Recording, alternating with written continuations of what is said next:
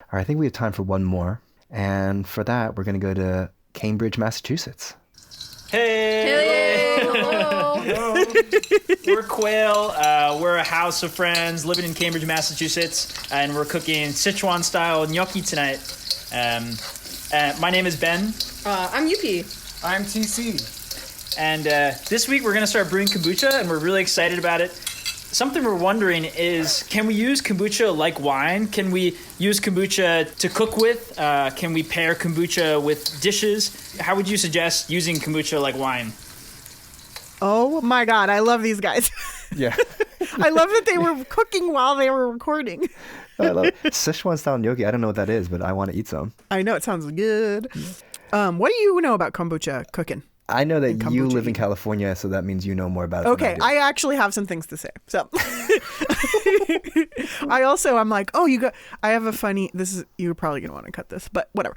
I had a friend in New York who really wanted to start making kombucha, so we brought it. I brought him a SCOBY once from California, which is I forget what SCOBY stands for, but it's the mother, and I packed it in a Ziploc bag in kombucha and put it in my boot in my suitcase so that it would be safe.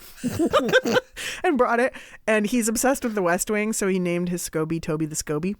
Anywho, sorry, that was really boring. Totally No, I love SCOBY.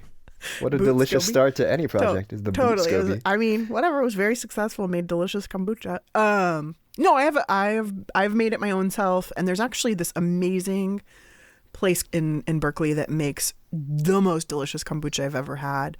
And Well, first, can you explain to people what kombucha is? Oh, sure. Kombucha is an ancient fermented tea.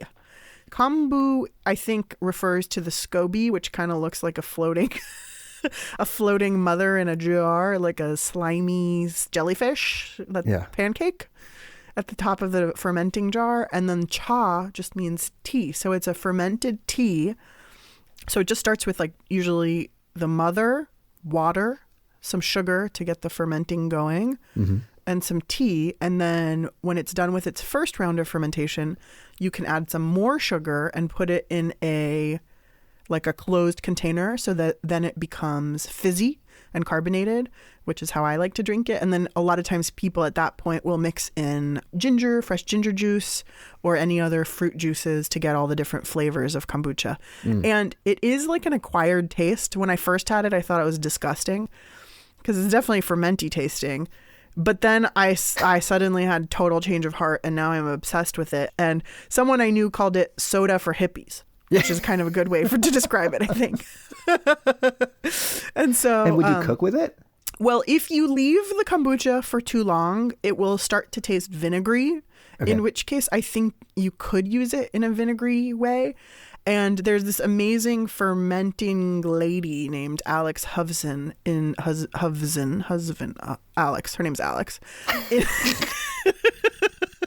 I'm so sorry for butchering your name, Alex. And she has a company called Cultured Pickles in Berkeley. And she is probably the most masterful fermenter I've ever met.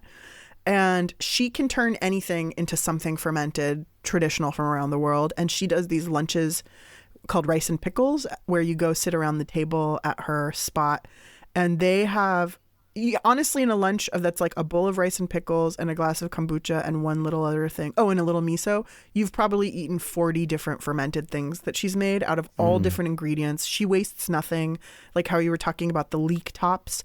She'll use the leek tops and the leek roots, and make things out of that. It's just, it's so extraordinary.